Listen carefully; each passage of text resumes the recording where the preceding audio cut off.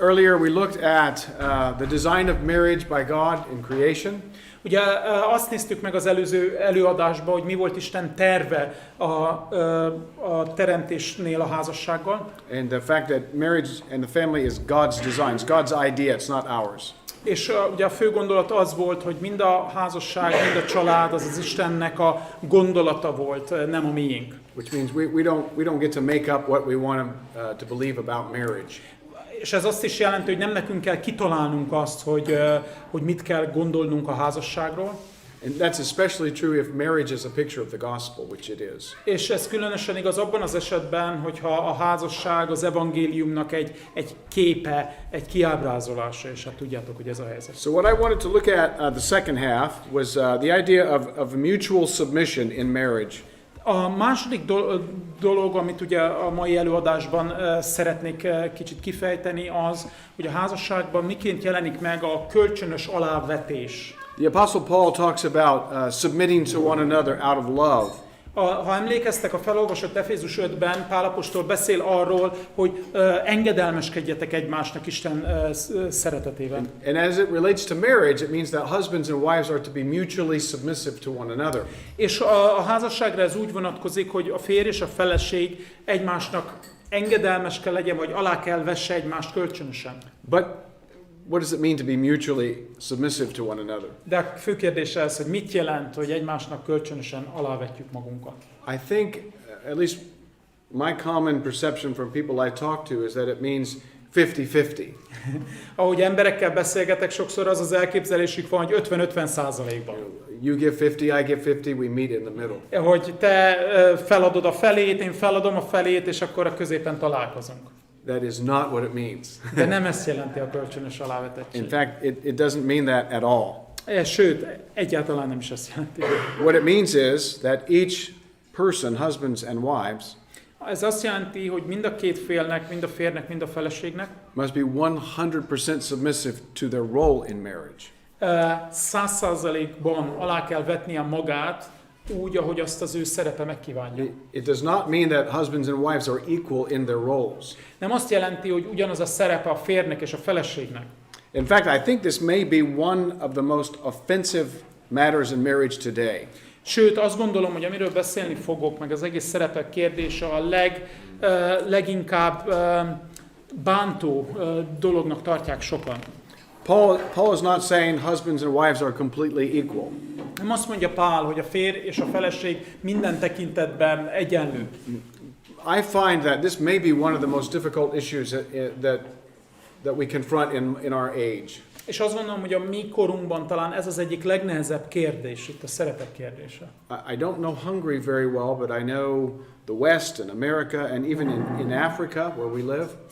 Nem ismerem Magyarországot nagyon jól, de ismerem a nyugati társadalmat, Amerikát és Afrikát is, ahol élünk. It seems that people are, I would say, almost obsessed with equality. És úgy tűnik, hogyha az emberek, mint hogyha túlzottan, teljesen csak az egyenlőség érdekelni. That no one is superior or better than anyone else. Úgyhogy nem lehet sohayet mondani, hogy valaki az jobb a másiknál. In my culture, in America, it's particularly the case. És az én kultúrámban, Amerikában különösen ez a helyzet. The American Revolution in 1776 was often about the issue of equality. Ugye az amerikai szabadságharc ugye 1776-ban az egyenlőségről szólt. And the same idea swept through Europe, even into Hungary. És ugye ez az egyenlőség gondolata, ez végig söpört Európán is, Magyarországot is beleértve. In the 18th century, the idea of doing away with kings and monarchs and queens and aristocrats. 18. század végén, majd később a 19. században az a gondolat, hogy űzzük el a királyokat és az uralkodókat, az nagyon fontossá vált. It probably found its most profound expression in the French Revolution of 1789. És ugye ez a legkiteljesedettebb módon ugye a francia forradalomban 1789-ben jelent meg. In that revolution, they were very much focused on doing away with the old order, the ancien régime, as they call it, the old way. És amiről a francia forradalom szólt, az, hogy vessünk véget ugye a régi rezsimnek, a régi uralomnak, igen. They wanted to get rid of anything that made someone feel superior or above someone else. Bármi olyan gondolatot el akartak törölni, ami valakit nagyobbnak vagy jobbnak mutatott be másnál. The idea of a hierarchy or the idea that someone is above someone else was offensive. A hierarchia gondolat, hogy valaki fölött van bármilyen struktúrában, azt nagyon bántónak találták. This idea became particularly powerful in what we would probably call the feminist movement. És aztán ez újra kifejezést nyert abban, amit úgy szoktunk hívni, hogy a feminista mozgalom. The idea that men and women are supposed to be completely equal. Az a gondolat, hogy férfiak és nők teljesen egyenlőnek kell lennie. So, what does the Bible teach about people who are superior or inferior or equals? What does that mean? De mit tanít erről a Szentírás? Mit tanít arról, valakik fölött vannak, nagyobb pozícióban, magasabb pozícióban, vagy egyenlőek, vagy alávetettek? Well, we're small enough, maybe I can even ask some questions. Is there anything in the Bible that would make you believe that God believes that some people are superior to other people? Van bármi olyasmi a Szentírásban, ami miatt azt mondhatnánk, hogy valaki nagyobb valaki másnál, tehát az egyik ember valaki másnál. Can you think of any? Maybe in the Ten Commandments. Is there anything in the Ten Commandments that makes you think that someone is over someone else? Hogyha 10 parancsolatra gondoltok, van olyan, ami eszetekbe jut, ami arról beszél, hogy valaki más fölött van? And maybe should be honored? És talán esetleg tisztelni is kellene? The what? Parents. Yeah, honor your father and your mother. That's exactly it. Ugye, hogy tiszteld a te atyádat és anyádat. Which means that God does not believe that everyone's equal, right? Ami azt mutatja, hogy Isten azért nem gondolja, hogy mindenki minden tekintetben egyenlő. Now, please be aware of what I mean by equal. És kérlek, figyeljetek jól és értsétek jól azt, hogy mit értek egyenlő alatt. Because when we discuss these things, everyone is to be treated equal as a human being. Mert amikor erről beszélünk, nyilván azt gondolom, hogy mindenkit egyenlőként kell kezelni úgy, mint emberi lényt. But not equal in function or purpose or role. Tehát mindenki egyenlő abban a tekintetben, hogy emberi lény, de nem egyenlő az ő szerepében, vagy a szerepére vonatkozóan. So we could say, at least in the family, God believes in hierarchy, someone who's above someone else. Tehát legalábbis azt mondhatjuk, hogy a család tekintetében, és Isten adott egyfajta ugye hierarchiát, hogy van, aki mások fölött van a családban. And with a hierarchy, with a superior comes respect, honor, even obedience. És ugye, akit Isten feljebb helyezett, nyilván az tiszteletet és engedelmességet is von maga után. Let me read to you from the Westminster Larger Catechism. Hadd olvassak fel számotokra a Westminsteri nagykátéből. Just a second. Get the Hungarian version? Yeah. Question 125. A 125. kérdésre adott feleletet. Miért nevezi Isten az előjárókat atyáknak és anyáknak? Azért nevezi Isten az előjárókat atyáknak és anyáknak, hogy tanítsa őket alárendeltjeik felé való kötelességeikben. Hogy mint természetes szülők fejezzék ki szeretetüket és gyengétségüket feléjük különböző viszonyaiknak megfelelően. Továbbá azért, hogy az alárendelteket arra ösztönözze, hogy kötelességeiket nagyobb hajlandósággal és jókedvel teljesítsék feletteseik felé úgy, mintha a szüleiknek tennék. So when the Bible talks about honoring your father and your mother, it talks also generally about honoring your superiors. Tehát amikor Isten azt mondja, hogy tiszteld atyádat és anyádat, általánosságban arról is tanít, hogy azokat tiszteld, akik feljebb valóid, előjáróid. In fact, much of the foundation of all social order depends on honoring father and mother in the home. Sőt, igazából a szociális társadalmi rendnek, meg hierarchia és abból indul ki, hogy tisztelj az atyádat és anyádat. In Ephesians 6:1 it says, "Children, obey your parents in the Lord, for this is right." Ugye azt mondja az Efézus 6-ban Pál, hogy ti gyermekek engedelmeskedjetek a szüleiteknek az Úrban, mert ez a helyes. Yeah, the word right there means fitting and proper. Tehát az ott használt szó ezt jelenti, hogy helyes, ez helyén való. Now I'm using the example of fathers and mothers in the home to lead us to the example of husbands and wives in the home. És ugye én az apa-anya képét használom, hogy eljussunk majd ugye a férj és a feleséghez. Because it's very easy right now. Most of you would shake your head if I said, should you honor your father and your mother? Most of you would say, sure, of course. Mert ugye ez még egyszerű, hogyha megkérdezném tőletek azt, hogy kell-e tisztelnünk a mi szüleinket, akkor persze bólogatnátok. But if I moved to the idea of wives should honor their husbands, maybe the heads wouldn't move so fast. De hogyha ugye azt mondanám, hogy akkor a feleségeknek is tisztelni kell a férjüket, akkor lehet, hogy már nem lassabb lenne a bólogatás. I'm trying to make the point that in the Bible and in the family in particular, there's hierarchy, there's order. Tehát az alapvető pontom először is ez, hogy a Bibliában igenis van rend, és van egyfajta Isten által adott hierarchia. So the hierarchy or the order determines the roles we play in those relationships. És ez a fajta rend, ez a hierarchia határozza meg azokat a szerepeket, ugye, amelyeket Isten nekünk adott. So when Paul says be mutually submissive to one another, Tehát amikor Isten azt mondja, hogy engedelmeskedjetek egymásnak, rendeljétek alá magatokat kölcsönösen egymásnak, he's not saying that we're absolutely equal. nem arról beszél, hogy mindenki teljesen egyenlő, He's actually saying be mutually to one another in the Lord to your roles. hanem azt mondja, hogy úgy viszonyuljatok egymáshoz az Úrban, amilyen szerepet kaptatok. So we're supposed to do towards each other whatever it is God has called us to do. Tehát úgy kell viszonyulnunk a másik felé, amilyen feladatot Isten nekünk adott. Maybe I could read 127 from the larger catechism. És hogyha tovább megyünk a 127. kérdésére a Westminsteri nagykátéból, Actually, why don't we read 127 and 128 all together? Is that okay? 127 és 128-as kérdések. Mi az a tisztelet, amellyel elöljáróiknak tartoznak az alárendeltek? A tisztelet, amellyel az alárendeltek tartoznak elöljáróiknak, abból áll, hogy megadnak minden nekik járó tiszteletet szívükben, szavaikban és viselkedésükben. Imádkoznak és hálát adnak értük. Követik példájukat és kegyességüket, továbbá hajlandóak engedelmeskedni törvényes parancsaiknak és tanácsaiknak.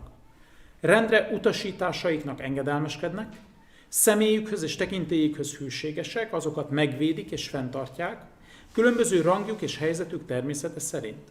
Ezen kívül elnézőek gyengeségeikkel és elfedezik azokat szeretetben, hogy így megbecsülés övezze előjáróikat és azok vezetését. Melyek az alárendeltek bűnei előjáróikkal szemben? Az alárendeltek bűnei előjáróikkal szemben a következők. Minden feléjük megkívánt kötelességük elhanyagolása, személyükre és helyzetükre való irigykedés, azok megvetése, vagy azok elleni lázadás törvényes tanácsaikban, parancsaikban és fenyítéseikben, továbbá szidalmazásuk, gúnyolásuk, és minden olyan makacs és botrányos magatartás, amely szégyent és gyalázatot hoz előjáróikra és vezetésükre. You'll notice in 127, it says, do reverence in the heart.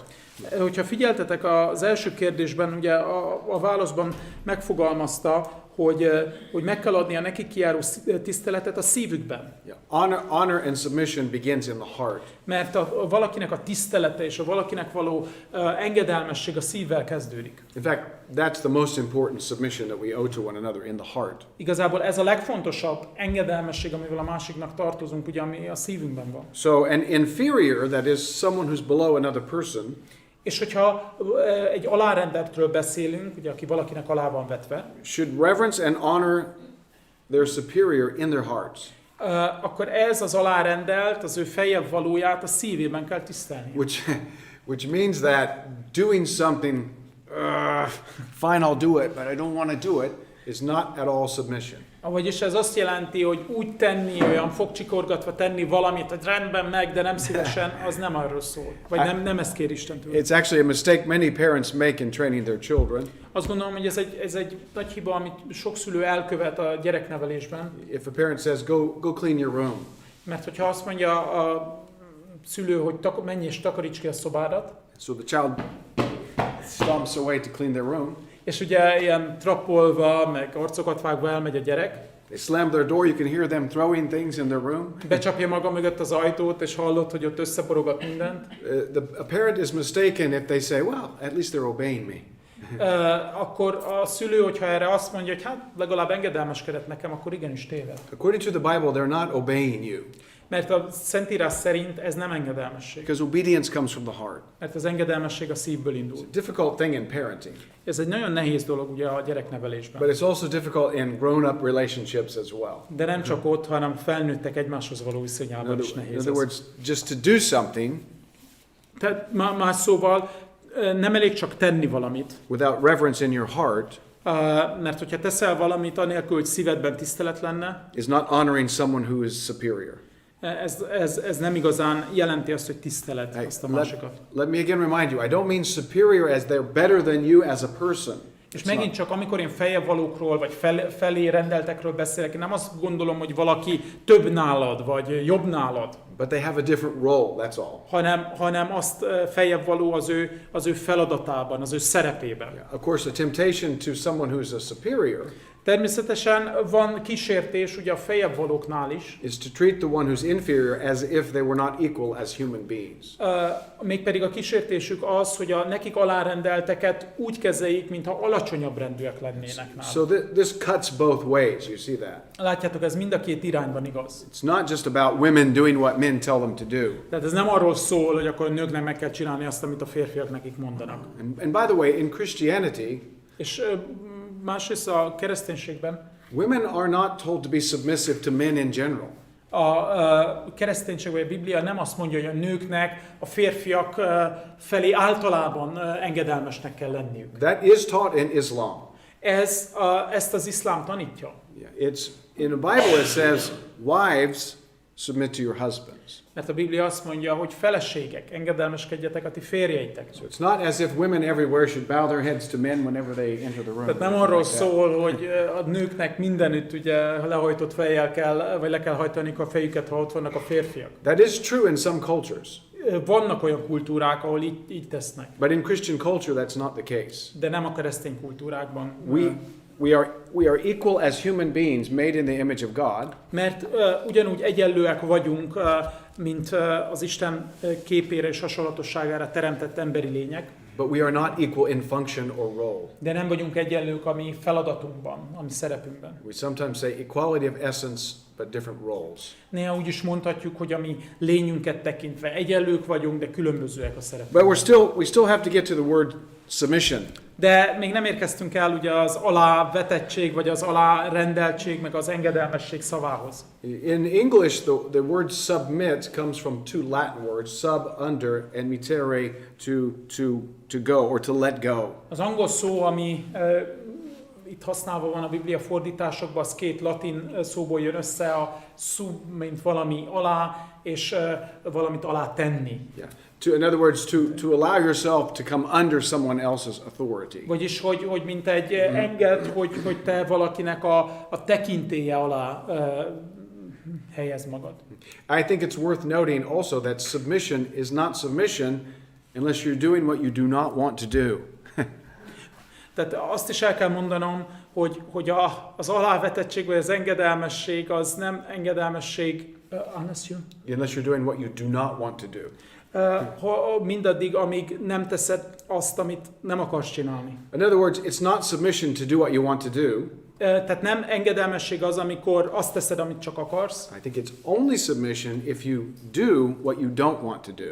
hanem valahogy akkor veted alá magad, amikor azt teszed, amit valójában nem In akarnál. other words, to willingly put yourself under someone else even when you don't want to do what you're told to Mert do. ekkor van szó arról, hogy önként, ugye saját akaratodból alá rendeled magad valakinek, és azt teszed, amit ő mond.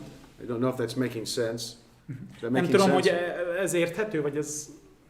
I know you're sleepy, you've had something to eat too, so I don't know if...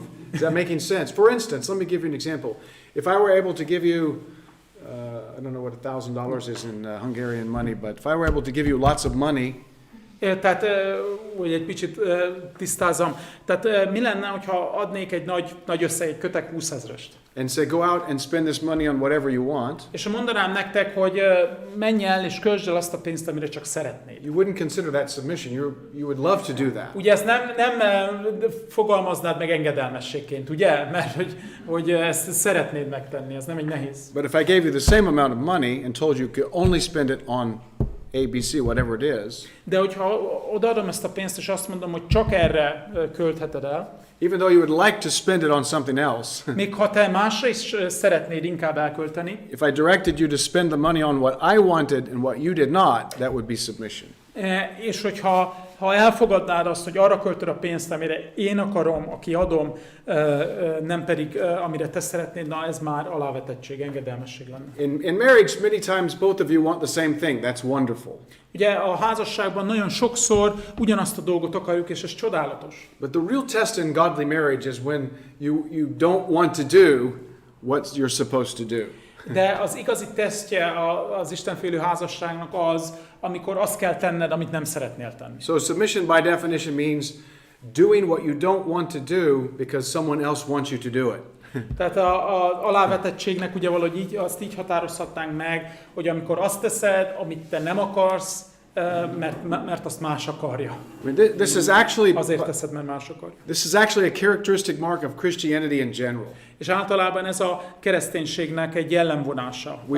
We submit to God, we submit to one another, we love one another. Mert alávetjük magunkat Istennek, alávetjük magunkat egymásnak, mert szeretjük egymást. Which is contrary to our own selfish interests. És ez nagyon sokszor ellentétben áll a mi önző természetünkkel. When God, Philippians says, let this mind be in you, which was also in Christ Jesus. Ugye a Filippi 2 az azt mondja, hogy legyen az a lelkület bennetek, amely volt a Krisztus Jézusban. Yeah, you humble yourself to the needs and interest of your neighbor. Hogy alázd meg magad a te fele barátaid szükségének megfelelően. You might even ask yourself in general, before you get to marriage, are you a submissive person?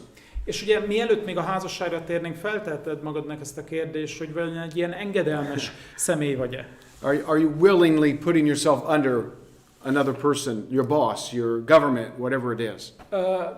A saját szántadból és akaratodból aláveted-e magad másoknak, legyen ez a főnököd, vagy a kormányzat, vagy bárki más. It doesn't mean that there's never a place for resistance. És megint nem azt mondom, hogy nem lehet helye az ellenállásnak. Remember that larger catechism says submission to all lawful commands. Mert ugye ezt mondja a KT, hogy alá kell vetni és engedelmeskedni kell minden törvényes kérésnek. And most of the time, our problems in marriage don't come because our husband or wife tells us to go do something, rob a bank or steal.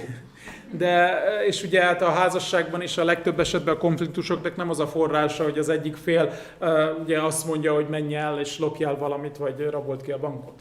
Most of the time, you don't want to do what they want you to do. Hanem a probléma abból fakad, hogy a legtöbb esetben nem akarjuk azt tenni, amit a másik mond. But the Bible says that we should submit to one another out of love. De ugye a Szentírás pedig abban erősít meg, hogy engedelmeskedni kell egymásnak szeretetből. And that's particularly true in marriages between husbands and És wives. ez különösen igaz ugye a férj és a feleség kapcsolatára. So, by the way, even the superior, even the husband or the king or the queen or the boss, De hogyha erről beszélünk, tehát amikor a feljebb valók, legyen ez a király, vagy a királynő, vagy a főnök, how are they supposed to be submissive to those they rule over? feltetjük a kérdést, hogy nekik akkor hogyan kell engedelmeskedniük azoknak, akik fölött uralkodnak. How do you think that might work? Szerintetek ez hogyan néz ki a gyakorlatban? Because usually we think the man on top gets to do whatever he wants. Mert ugye úgy szoktunk sokszor arra gondolni, aki fent van, a csúcson van, hogy ő azt tesz, amit csak akar. But he also should be submissive. De neki is kell engedelmeskedni. But what does that mean? Mit jelent ez? Isten megkereseden viszonylag és hogyha ők nem engedelmeskednek Istennek, akkor nem engedelmeskedtek a szerepüknek.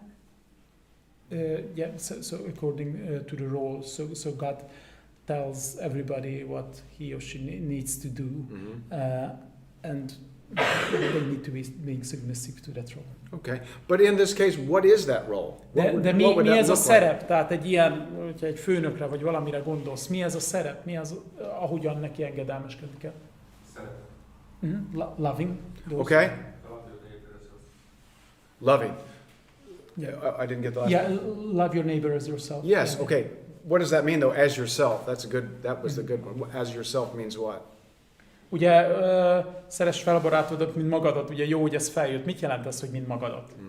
To do what is good for you. Yes. Yeah. To rule, to live on behalf of the other person. Hogy Right. úgy vezesd őket, úgy irányítsd őket, ami az az ő javukat szolgálja. Even in the ancient world, even kings, in theory, were supposed to submit to the role they had by God. Ugye a középkorban, vagy régebbi korokban ugye a királyoknak is alá kellett vetni magukat annak a szerepnek, amit Isten adott. Yeah. Even ancient kings were supposed to be considered shepherds of those they ruled over. Ugye az ókori királyokat sokszor pásztorokként mutatták be, vagy ábrázolták, ugye, akik a nyájat szolgálták, úgymond. Yeah, in other words, nobody has authority for their own sake. No one. Tehát ami lényeges itt, hogy senki nem azért kapott hatalmat, autoritást, hogy magát szolgálja vele. You realize that? God never gives authority for authority's sake.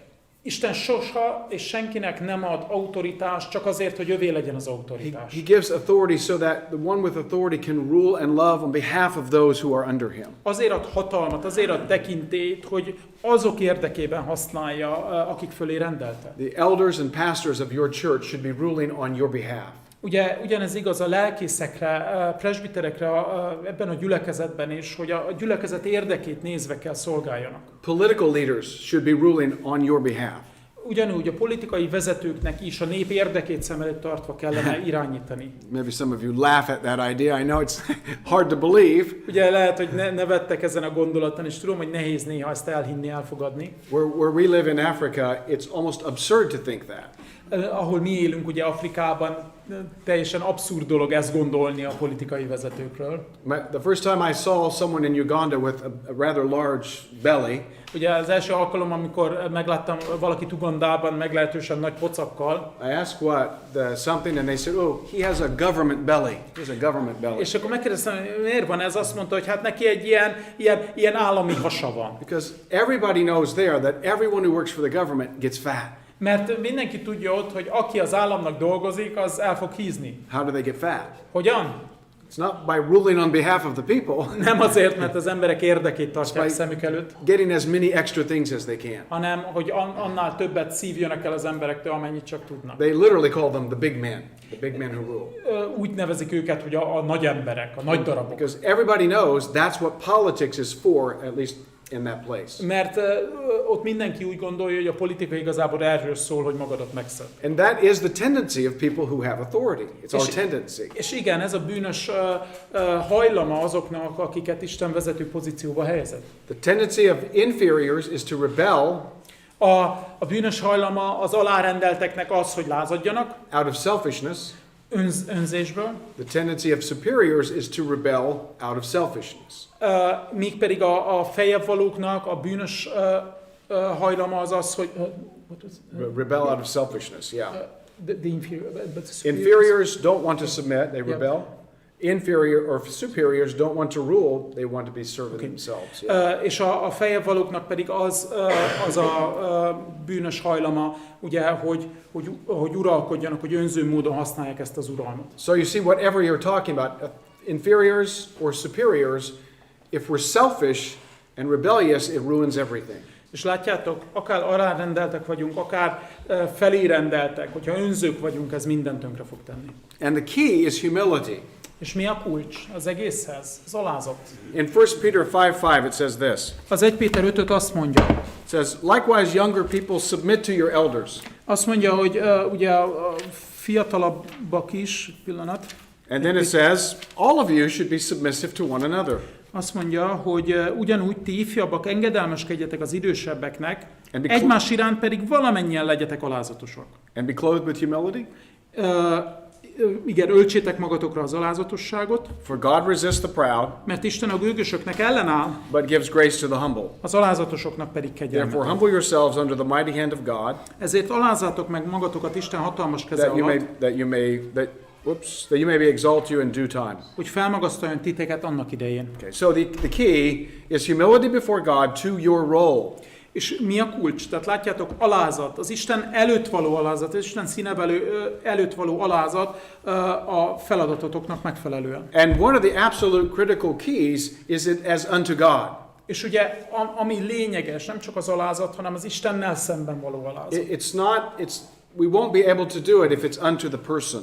Ugye nem fogjuk tudni jól tenni, hogyha ha csupán a személyre nézünk. It has to be unto God. hanem Isten iránt kell So, legyen. wives, submit to your husbands as to the Lord. Tehát feleségek, engedelmeskedjetek a férjeiteknek, mint az Úrban. Husbands, love your wives as Christ loved the church. Férjek, szeressétek a feleségeteket, ahogy Krisztus szerette az It egyházat. doesn't say, husbands, love your wives when they're lovely. Nem azt mondja, hogy férjek, szeressétek a feleségeteket, amikor szeretetre méltóak. Again, that happens from time to time. Ugye van erre is példa, I mean, that our wives are lovely. hogy a feleségek ugye szeretetre méltók, But it may not happen. de nem biztos, hogy mindig így van. So if you look to the other person only, you could stop loving them. És ha csak a másik személyre nézel, akkor egyszerűen van, hogy nem tudod szeretni. But the direction is humility to God. De a fő irány az az, hogy az Isten felé kell alázatosak legyünk, And not to the other person. nem pedig a másik ember felé. At least not directly. Mármint, hogy nem közvetlenül. Of course you have to love the other person, Természetesen Isten hív arra, hogy szeresd a másikat. but the quality of unconditional love comes as you're doing it for Christ.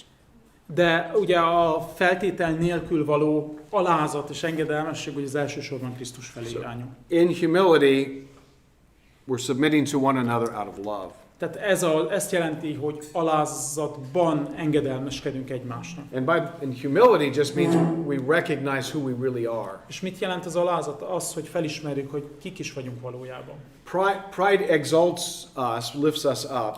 Ugye a büszkeség az felemel, ott megpróbáljuk felemelni magunkat, felfuvalkodni, But humility causes us to see ourselves the way we really de are. az alázat az valójában pedig úgy láttatja meg önmagunkat magunkkal, ahogy valójában vagyunk. A humble person basically just says the truth about themselves. Mert egy alázatos ember az valójában az igazat mondja magáról. And again, respect or the actions of the other person it's not dependent on that.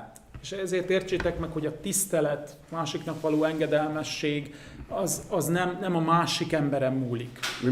Remember wives, it doesn't say respect your husbands if they're like Christ. Nem azt mondja az ige, hogy tiszteljétek, ti feleségek, tiszteljétek a férjeteket, mert olyanok, mint Krisztus. Actually, in Ephesians, it's pretty powerful. It says, submit to him in everything. Hanem az Efézus az elég erősen fogalmaz, azt mondja, hogy engedelmeskedjetek nekik mindenben. Again, that does not include unlawful commands. Megint csak ugye ez nem jelenti azt, hogy törvénytelen dolgokban is engedelmeskedni kéne. But like I said, it's very rare that a husband is going to ask her wife to go out and rob a bank. De megint csak viszonylag ritka, amikor egy férj bűnös dologra kéri a feleségét, hogy rabolj ki egy bankot. It's more likely to be a lawful command that you just don't want to do. Hanem az esetek többségében ez egy törvényes kérés, amit csak nem akarsz megtenni. So Philippians 2:3 says, let nothing be done through selfish ambition or vain conceit. Ugye a Filippi 2:3 pedig azt mondja, hogy semmit se tegyetek önzésből, se hiú dicsőségvágyból, But in lowliness of mind, let each esteem other better than himself. hanem alázattal különbnek tartsátok egymást magatoknál. Let each of you look not only to his own interest, but also to the interest of others. És senki se a maga hasznát nézze, hanem mindenki a másokét is. Let this mind be in you, which was also in Christ Jesus. Az az indulat legyen bennetek, amely Krisztus Jézusban is meg. So living like a Christian in marriage means giving up your own interest. Tehát keresztényként élni a házasságban azt jelenti, hogy feladod az önmagad érdekeit. In other words, always thinking of the interest of the other one. És ez azt jelenti, hogy nem a saját, hanem a másik érdekét By the nézem. way, you can imagine how wonderful marriage would be if we could actually live like that. És ugye belegondolhattok, hogy milyen csodálatos is lenne a házasság, hogyha így tudnánk élni. The husband always loving his wife as Christ loves the church. A férj mindig úgy szeretné a feleségét, ahogy Krisztus szerette az egyházat. The wife respecting and honoring her husband as she does the Lord. Ugye a feleség az úgy tiszteli a férjét, mint ahogy az Urat. That picture is like one of a magnet where they're drawn together in love. Ugye, mint két mágnes, amelyet a szeretet úgy egymáshoz vonz. When the husband is loving his wife and the wife respects her husband, they're drawn together. Mert amikor a férj szereti a feleségét, a feleség tiszteli a férjét, akkor ott a vonzás. There are very few things more powerful than that.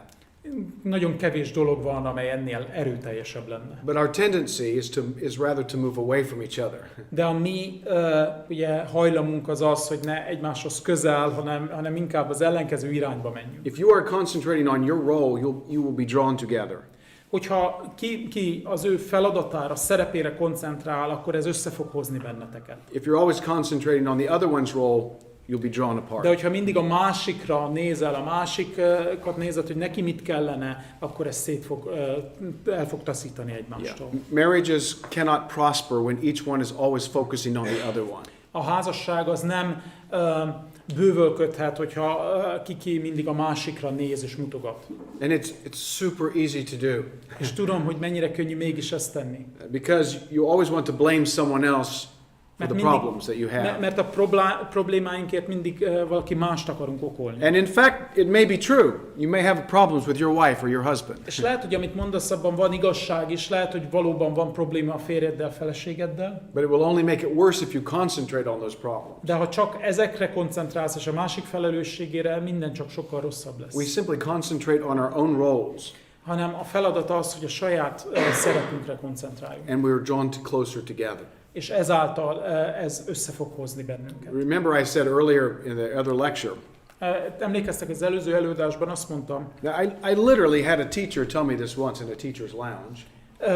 És valójában egy tanár mondta ezt nekem, miközben együtt ebédeltünk. And I think he was serious. He said, I would be such a good teacher if it weren't for all these students. Amikor ezt mondta, hogy olyan jó tanár lennék, ha nem ők lennének a diákjaim, és azt gondolom, hogy tényleg őszintén I think gondolta. he really believed that. Tényleg elhitte ezt.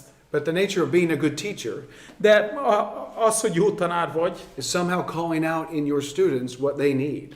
az pont azt jelenti, hogy jó tanár vagy, hogy azt adod, vagy azt hozod ki a diákjaidból, amire szükség In other words, teaching to the students that you have. Tehát, hogy azokat a diákokat tanítod, akik ott vannak előtted. Not the ones you wish you had. Nem pedig azokat, akiket szeretnéd, hogy It neked happens legyenek. all the time in marriage too. És házasságban is milliószor előfordul. Maybe you've said it. If you have, you don't have to confess it. Lehet, hogy bár mondtál ilyet, nem kell most nyilvánosan megvallanod, ha gondoltál ilyet. But so many times someone will say, why can't you be like ABC? Fill in the blank. De lehet, hogy mondtad, vagy gondoltad a házastársaddal, hogy miért nem tudsz olyan lenni, mint az meg az meg And the az. answer is, well, I would be like ABC if you were only like what? És ugye erre a válasz mi, hogy persze én olyan lennék, mint az, ha te meg olyan lennél, mint ő. Constantly blaming the other one, Ugye állandóan hajlamosak vagyunk vádolni a másikat. which only brings more confusion to the roles in marriage. Amely pedig még inkább összezavarja a szerepeinket. See, we must be faithful to our roles, not the other one's roles. Tehát fűségesnek kell lenni a magunk szerepéhez, nem a másik szerepéhez. Listen to what 1 Peter 3:1 says. Figyeljetek arra, amit Péter mond az 1 Péter 3:1-ben. I'll read through this. 1 Peter 3, verse 1. Do you read it? Shall I read it? Because it covers both roles, actually, És quite figyeljetek nicely. rá, mert ez mind a két szerepről beszél, igen. Verse 1 says, wives, likewise be submissive to your own husbands, that even if some do not obey the word, they without a word might be won by the conduct of their wives. Ugyanígy, ti asszonyok, engedelmeskedjetek férjeteknek, hogyha közülük egyesek nem engedelmeskednek az igének, feleségük magaviselete szavak nélkül is megnyerje őket. Verse 2, when they observe your chaste conduct accompanied by fear. Felfigyelve istenfélő és tiszta életetekre. Verse 3, they do not let your adornment be merely outward, arranging the hair, wearing gold, putting on fine apparel. Ne a külső dísz legyen a ti ékességetek, ne a hajfonogatás, aranyékszerek felrakása, vagy különféle ruhák felöltése. Rather, let it be hidden person of the heart, with the incorruptible beauty of a gentle and quiet spirit, which is very precious in the sight of God. Hanem a szív elrejtett embere, ugye legyen az ékesség, a szelíd és csendes lélek el nem múló díszével. Ez értékes Isten előtt. Verse 5, for in this manner in former times the holy women who trusted in God also adorned themselves, being submissive to their own husbands. Egykor a szentasszonyok is, akik Istenben reménykedtek, így díszítették magukat, engedelmeskedtek férjüknek. Verse 6, as Sarah obeyed Abraham, calling him Lord, whose daughters you are if you do the good and are not afraid with any terror. Ahogyan Sára is engedelmeskedett Ábrahámnak és urának nevezte őt, az ő leányai lesztek, ha jót tesztek és ha nem féltek semmiféle fenyegetéstől. See, Again, when you're reading this, the husband is like, call me Lord. Ugye, amikor ezt olvassuk, akkor mi jelenik meg a férj szívében? Igen, nevezz engem uradnak. We immediately turn to our own interest. Ugye egyből a saját érdekünk jelenik meg a szemünk előtt. Some men want to go home and give themselves a title, an aristocratic title like Lord. Ugye, férjek ugye szeretnének hazamenni, és egyből ilyen címekkel magukra aggatni, hogy úr, meg mester. Yeah, but then you're immediately broken by verse 7. De aztán jön a 7. vers, ami azonnal megtöri ezt. Which says, husbands likewise, in other words, you also, És ugyanígy ti is, hasonlóképpen, dwell with them, that is your wives, with understanding, megértően éljetek együtt feleségetekkel, giving honor to the wife as the weaker vessel, mint a gyengébb féllel, adjátok meg neki a tiszteletet. and as being heirs together of the grace of life, that, listen men, that your prayers may not be hindered. Adjátok meg neki a tiszteletet, mint örökös társatoknak is az élet kegyelmében. Figyeljetek, hogy imádkozásotok ne ütközzék akadályba. What do you think it means when it says that the wife is the weaker vessel? Szerintetek mit ért Péter az alatt, amikor azt mondja, hogy nő a gyengébb edény? I'm curious Gyengébb fél. what you think. Fragile. Okay, fragile. In what way? Physically, spiritually, what? Physically. Törékeny, ugye, testi. Okay, so men are physically stronger, women are physically weaker. Usually. Tehát Okay. ugye a férfiak Yeah, ugye általában ugye erősebbek testileg, a nők lehet I gyengébbek. think that's probably the most common view. Anyone else? You agree? In spiritually as well, because it says that Eve was deceived. Not Adam. First, yeah. Okay.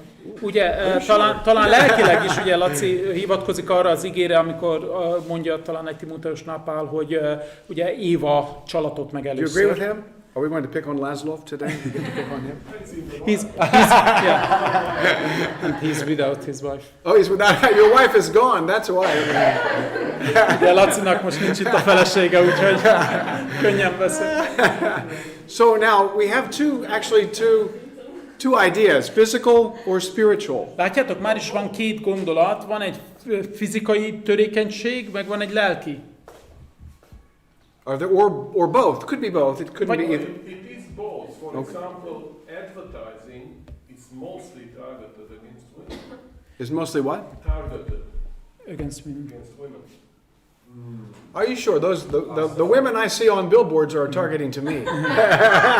Ugye Laci azt mondja, hogy elértük a Bábelt, már minden nyelven zajlik, de hogy Laci azt mondja, hogy ugye akár sokszor a reklámok is ugye nőket célozzák meg, és akkor mondja Charles, hogy biztos vagy benne, ugye azok a ilyen fürdőruhás, meg minden nők, azok úgy gondolom inkább a férfiakat célozzák meg.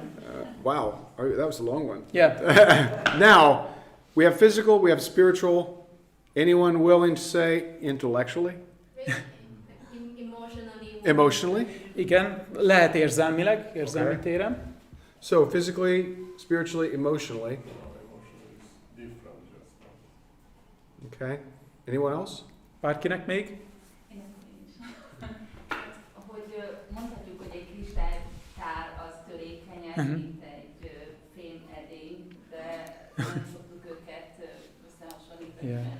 We can say that a crystal bowl is more fragile than a kind of a steel bowl, okay. But we usually do not compare the two to each other. Okay. So we're like steel balls. So, okay. Tehát mi vagyunk, hogy a férfiak, ezek a vastál vagy acéltál. But look at what it's saying. Dwell with them with understanding. De nézzetek meg, mit mond itt az ige. Megértően éljetek együtt a feleségetekkel. Giving honor to the wife as the weaker vessel. Adjátok meg neki mint gyengébb féllel, adjátok meg neki a tiszteletet. May I submit to you a different than any one of them that you just said? Adhatok egy másfajta megoldást, mint amit ti mondtatok? May I submit to you that I think it's simply talking about her role as someone who has to submit? Én azt gondolom, hogy ez a gyengébb fél arra vonatkozik, hogy neki egy más szerepe van, mint akinek az a szerepe, hogy engedelmeskednie kell, vagy alá kell vetnie magát. She is not the one in charge. Hogy ez azt jelenti, hogy nem ő van a kormányrútnál, ugye nem ő viseli a kalapot. And in that sense, she's a weaker vessel. És ebben az értelemben ő a gyengébb fél. Now, it could be, I think it's very clear that physically men are stronger than women in general. Not so. Tehát persze lehetnek más ugye magyarázatok is, általánosságban igaz, hogy a férfiak ugye erősebbek a nőknél. I'm not sure spiritually or even emotionally. Nem vagyok teljesen biztos, hogy ez igaz lelki téren, vagy akár érzelmi téren. There are good arguments to make for both. De azt certainly. gondolom, hogy vannak érvek, jó érvek mögötte. But what if it is as simple as she's not the one in charge? De mi van, hogyha ez a igerész egyszerűen itt a gyengébb fél az azt jelenti, hogy nem ő a vezető? How would you like to deal with you if you were not in charge? Hogyan szeretnéd, hogy veled bánjanak, ha nem te lennél ugye a vezető? In other words, if you're the weaker, you're the person who ultimately is not going to make the decision. Mi a helyzet, ha te vagy a gyengébb fél, azaz nem te fogod a döntést meghozni. Mit szeretnél? You are under the authority of another person. Ebben az esetben ugye egy gyengébb fél vagy, valakinek az autoritása, hatalma alatt vagy. What would happen to your relationship if you thought the person over you always did what he wanted to do for himself? Mi történne, hogyha az, aki feletted van, az mindig csak a maga érdekében hozna döntéseket? And in the opposite, how would you feel if you thought, believed he always did what was best for you? Vagy hogyha megfordítjuk az egészet, hogyan viszonyulnál, viselkednél, hogyha az, aki feletted van, mindig úgy hozná meg a döntéseket, hogy azok a te érdekedet szolgálják. You see the difference? Látjátok a különbséget? I think, and maybe a little bit of what you said is correct, Azt gondolom, hogy abban, amit mondtatok, van igazság, but I actually think it's focusing our attention more on the one who's underneath another. de azt gondolom, hogy itt a gyengébb fél az inkább arra vonatkozik, mint aki másnak alá van vetve, And who doesn't have the strength or the power to control their own direction. és akinek nincs meg az ereje vagy a hatalma, hogy a dolgokat ugye saját maga irányítsa. So that if they were ruled over by someone who was a tyrant or someone who was mean or angry, it would be terrible. És egy ilyen embert, ugye, hogyha egy zsarnok irányítana, akkor az szörnyű lenne. In fact, the husbands are even told, you better be so gentle and so loving and so kind that your prayers may be hindered otherwise. És látjátok, még az ige azt is mondja, hogy legyetek olyan kedvesek, legyetek olyan gyöngédek a másikkal szemben, különben az imádságaitok meg fognak hiúsulni. There aren't very many other places in the Bible with those kinds of threats. Úgy gondolom, hogy nem sok más hely van az igében, ahol ilyen fajsúlyú fenyegetést adna elénk Isten. I can only think of a few places where you have God saying, treat another person like this or else your prayers won't even be heard. Csak nagyon kevés más helyre gondolok, ahol Isten azt mondja, hogy bánj így a másikkal, különben nem hallgatom meg az imádat. We do tend to think that a wife under the authority of her husband has the harder position.